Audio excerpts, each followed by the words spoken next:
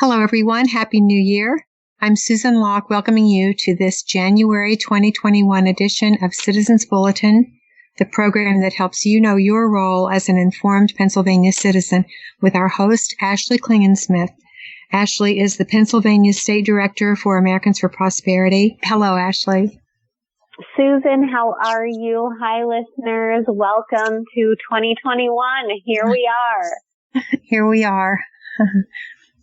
Yes, we've made it. And so I think everyone deserves kind of a pat on the back for that alone. Last year was tough, and, we have got certainly some battles ahead of us, I think both at the state and federal level, but we made it through 2020, and so onward and upward, right? Indeed, yes. Absolutely. Well, hey, I would love the opportunity today to talk a bit about our policy agenda, kind of for the first 100 days of this new 117th Congress. And so I have a lot to share, but at any point, please just stop me, and feel free to ask any questions that are on listeners' minds. But without delay, I'll just get started if that works. Perfect. Thank you, Ashley. We're looking forward to what you have to share. Great. Well, the first thing I want to share with folks, I mentioned it is the 117th Congress. Little different atmosphere in Washington because we have both the House and the Senate and the executive branch under one party control. And so things always look and feel a little different, and strategies, tend to shift and change when there's that sort of landscape. But we have some really neat committee assignments for the 20 members of our congressional delegation here in Pennsylvania. And so while Speaker Pelosi is still working through that process of assignments, I wanted to share with folks some of the first announcements that we have here.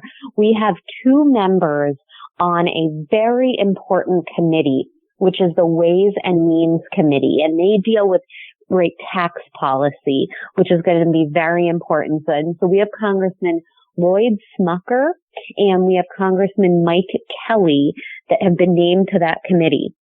We have Congressman Scott Perry, who has been named to Transportation and Infrastructure.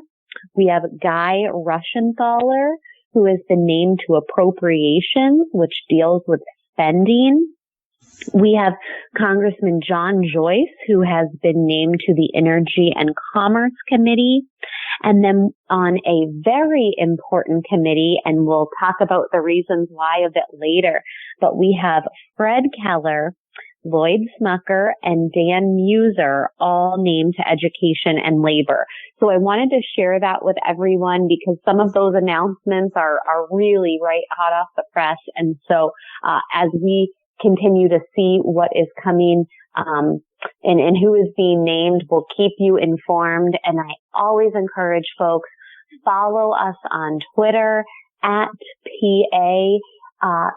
on Facebook at PAAFP, and on Twitter is at AFP Pennsylvania. And we are going to keep you updated with these assignments and who we need to influence and why as regularly as we possibly can. So definitely follow us there. But before I get into our policy agenda, I really just want to share with you the statement that our president, Tim Phillips, issued on last Friday about the President-elect Joe Biden about his bailout proposal.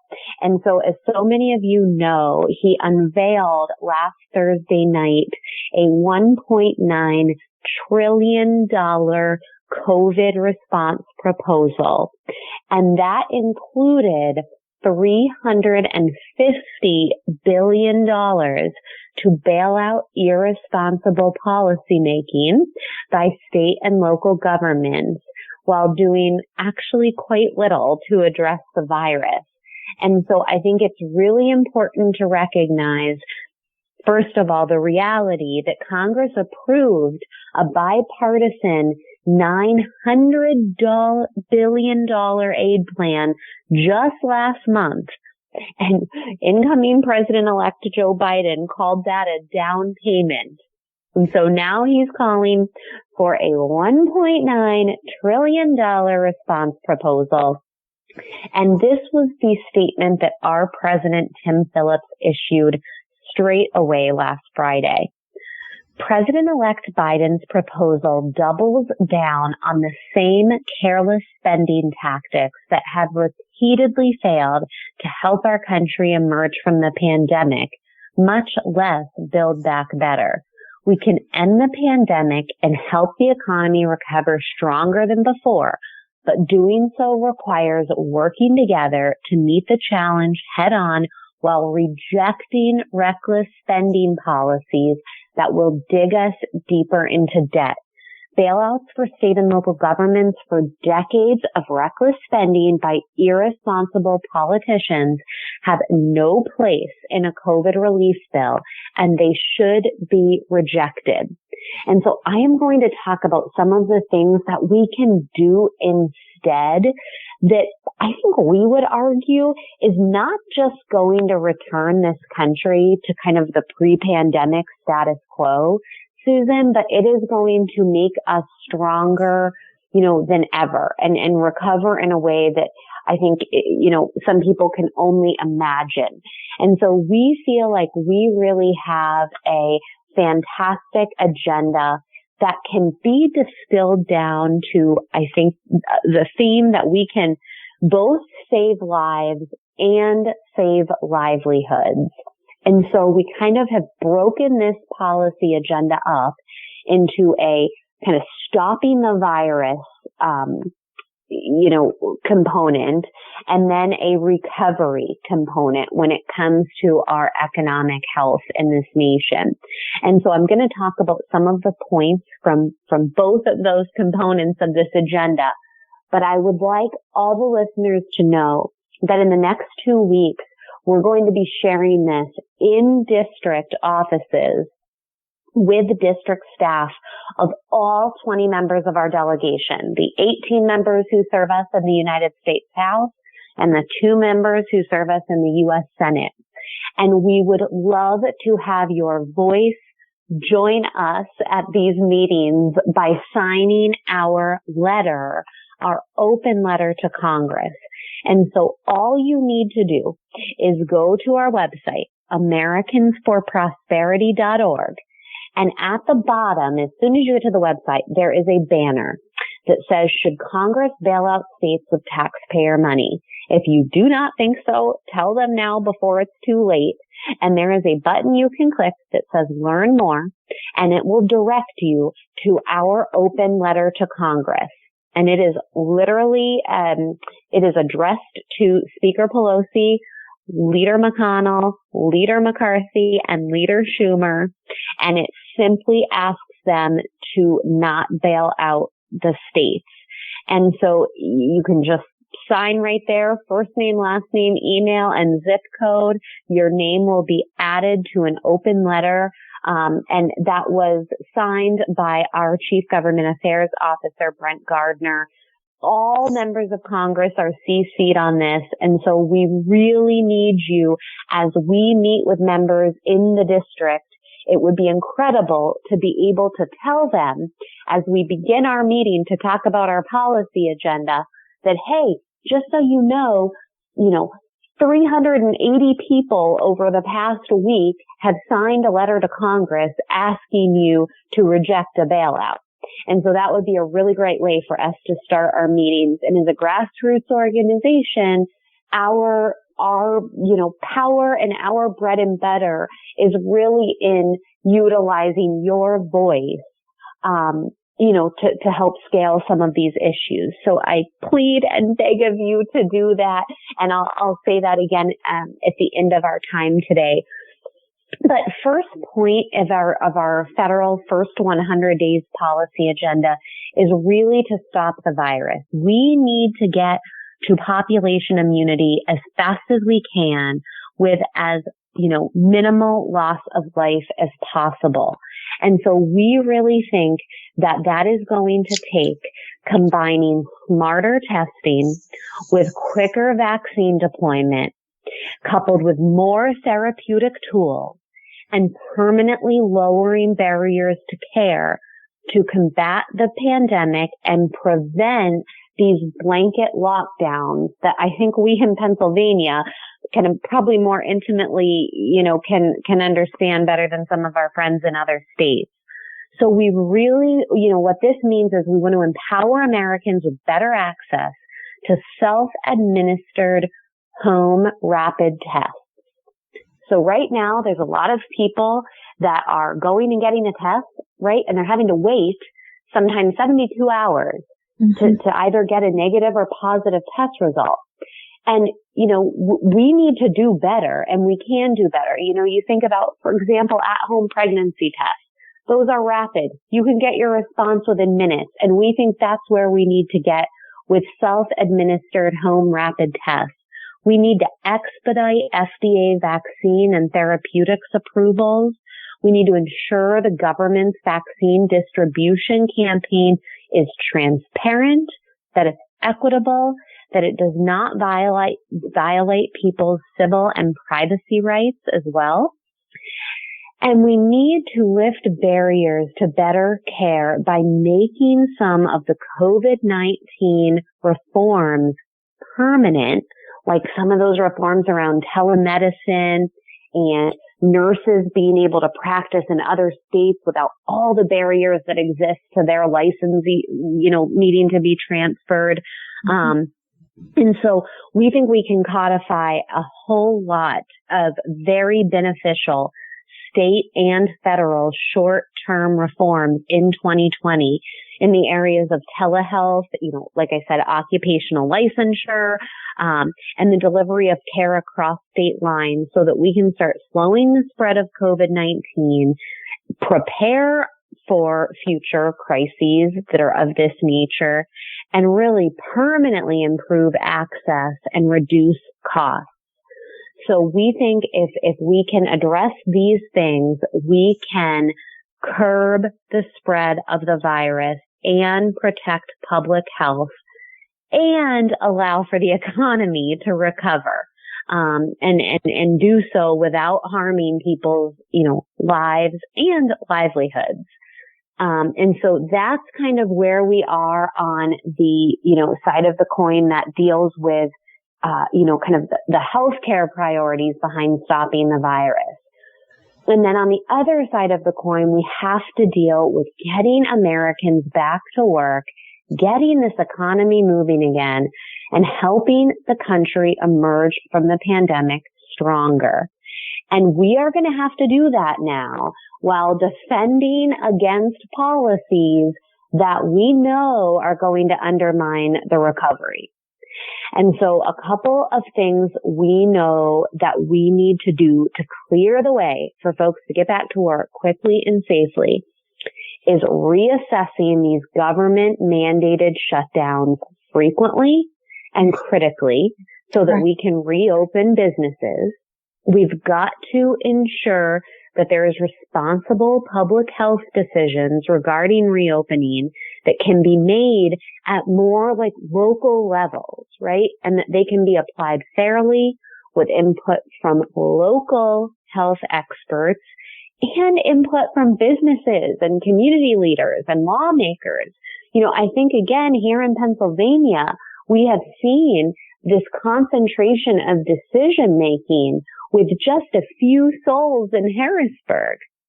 And that leaves, literally no room for a tailored response and a regionally driven response. And we think that's a problem. And so I think the other point under this, bullet, if you will, about clearing the way for people to get back to work quickly and safely is expanding opportunities to employment by eliminating all the unnecessary occupational licensing, that exists, and by rejecting legislation like the PRO Act that is going to end right to work policies across the country and limit independent contractor opportunities. And so the PRO Act was introduced in the last Congress, and it was passed through the House. It did not receive a vote in the Senate, but it is called, PRO is an acronym that stands for Protecting the Right to Organize Act. So it is called the PRO Act.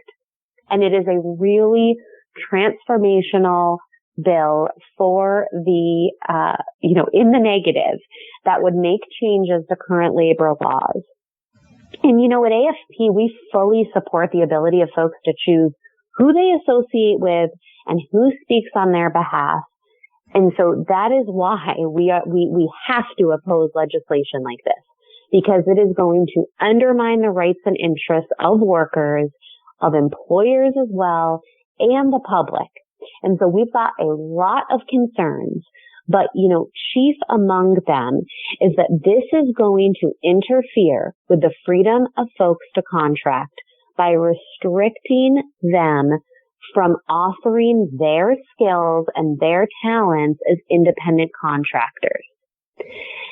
And so that's going to reduce their ability to control their own schedules and provide services to a broader range of businesses and customers as they see fit.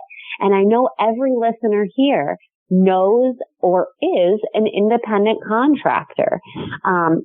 In this gig economy, we have so many people that have taken advantage of the opportunity to, have a second job that they can do from home, or, drive for Uber or Lyft or do delivery, for Grubhub, or DoorDash. And all of those opportunities will be compromised if the PRO Act is advanced. And at the top of our time together, I did mention the members of our delegation who have been named to that critical committee, the House Committee on Education and Labor. And that is Congressman Fred Keller, Lloyd Smucker, and Dan Muser. And so we are going to be ensuring that those gentlemen really understand just how toxic this legislation would be for so many Pennsylvania independent contractors, and make sure that they are fortified with support from all across this Commonwealth so that we can ensure the defeat of this legislation.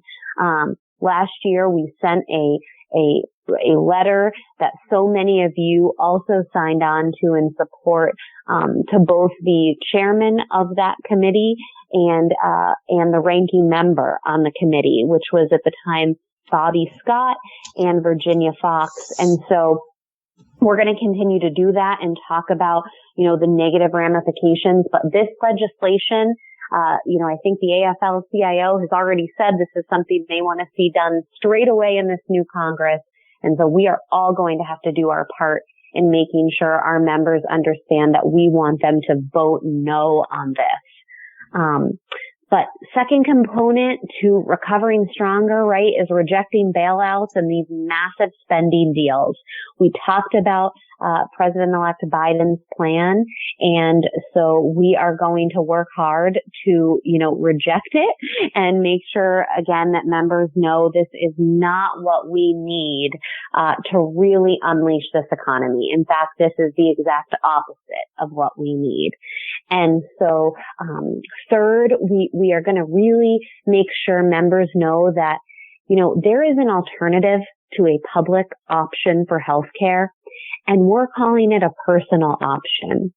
We think that, Medicare for all and a public option is never going to be able to give Americans what they deserve, which is a healthcare agenda that expands access and reduce costs while ending harmful surprise billing and strengthening safety nets for the vulnerable. And so we really want to expand freedom of choice. We want patients to be able to choose their insurance, to be able to choose their doctors, and allow them to use telehealth across state lines. And we really want to reduce costs. Everyone should be able to save and pay for their healthcare free. We want employers to offer more affordable insurance options and speed up FDA approvals so that we can be saving lives and reducing prescription drug prices. The fourth point in our Recover Stronger agenda is to keep our tax burdens low. The Tax Cuts and Jobs Act of 2017 allowed Americans just like me to keep more of what I earn and what they earn, and it grew the economy. And undoing any proposals is the last thing folks need. We need to make the pro-growth components of the Tax Cuts and Jobs Act permanent, and we've got to oppose tax increases or tax proposals that are not growth oriented, particularly as we put COVID-19 behind us prayerfully, sooner than later. And the fifth point in the plan, and the last point, is that we are going to have to promote a bottom-up approach to energy. Affordable and reliable energy is a key driver of our prosperity and security, and is best achieved by freeing entrepreneurs to innovate. And so we are definitely going to reject regulations that constrain choice and replace consumer preferences, with the politically preferred technology that so many lobbyists descend on DC to ask for every single day. And so we believe, the virus-oriented healthcare, provisions that I talked about, and then these economic provisions that I've talked about, coupled together, would really allow this nation to recover and emerge stronger than ever. So that's why we're going to be presenting these to our delegation, making sure we're touching them on probably, a monthly basis on these things, figuring out who we've got to move on what issues. And then of course, like we always do, asking you to join in that conversation with us and offer your support by doing things like signing that open letter to Congress that I talked about, at the beginning of our time together. And all you need to do is visit americansforprosperity.org and click that bottom banner option about that will direct you straight to that open letter.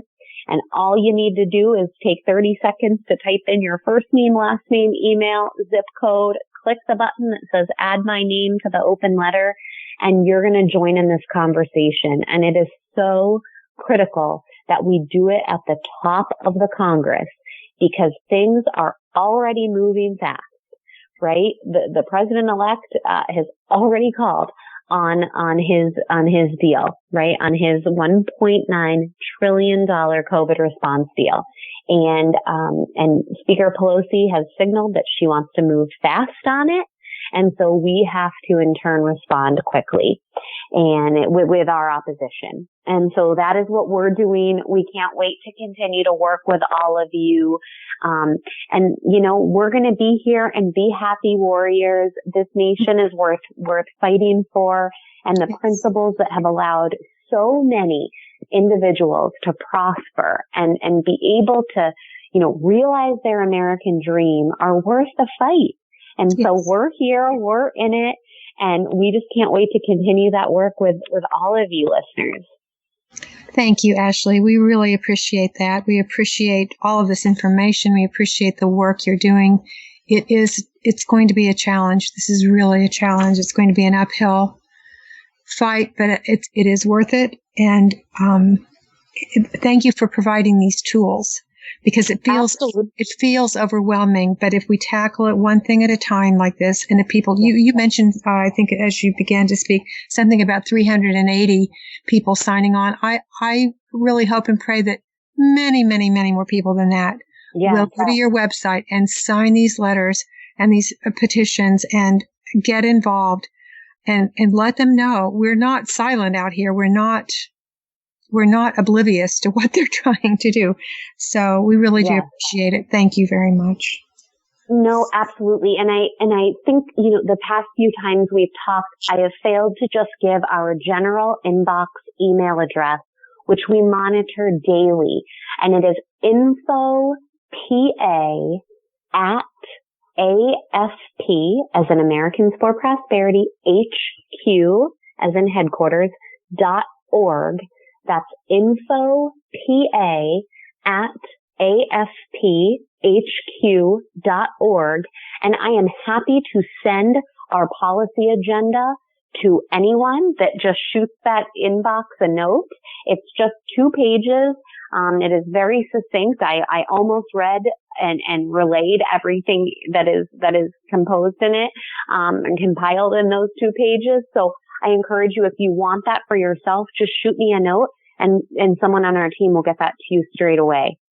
Wonderful. Thank you. Well, there's never been a more important time for all of us in Pennsylvania to be informed citizens. And so we really do appreciate this information, Ashley. You've been listening to Citizens Bulletin with our host, Ashley Klingensmith, who is, who is the Pennsylvania State Director for Americans for Prosperity. Thank you so much, Ashley. And we look forward to speaking with you again in February. Yes, stay healthy, stay well, and stay encouraged. Thank you. Thank you. You too. God bless.